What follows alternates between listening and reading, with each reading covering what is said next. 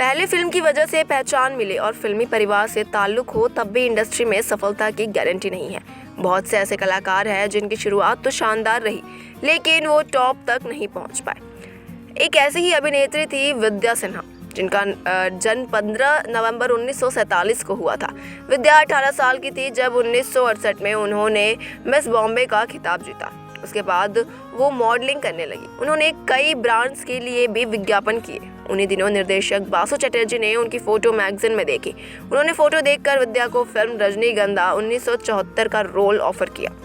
आज भी विद्या को उनकी पहली फिल्म से जाना जाता है। इसके गाने हिट रहे थे।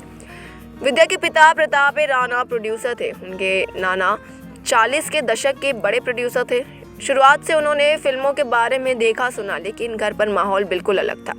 फिल्म से जुड़े लोग उनके घर पर नहीं आते थे। परिवार के बच्चों की परवरिश सामान्य तरीके से की। फिल्मी माहौल को देखते हुए विद्या को छोटी उम्र से एक्टिंग में इंटरेस्ट होने लगा, लेकिन बोलने की हिम्मत नहीं होती थी। जब उन्होंने बोला भी 1-2 बार तो घर वालों ने मना कर दिया। फिर उनकी शादी हो गई और तब फिल्मों में काम करना शुरू किया। विद्या की मुख्य फिल्मों में छोटी सी बात, कर्म, पति पत्नी और वो, किताब और मुक्ति सहित कई अन्य हैं।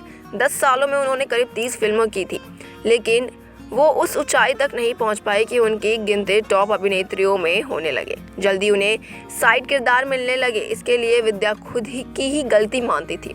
इंटरव्यू में उन्होंने माना कि वो और कई साल तक हीरोइन का रोल कर सकती थी, लेकिन उनके एक फैसले की वजह से मां के किरदार मिलने लगे।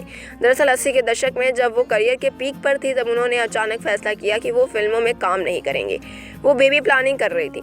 उसके बाद उनका लंबा गैप हो गया। जब विद्या वापस लौटी तब उन्हें मां के किरदार मिलने लगे। 1981 में आई फिल्म लव स्टोरी में वो विजेता पंडित की मां बनी थी।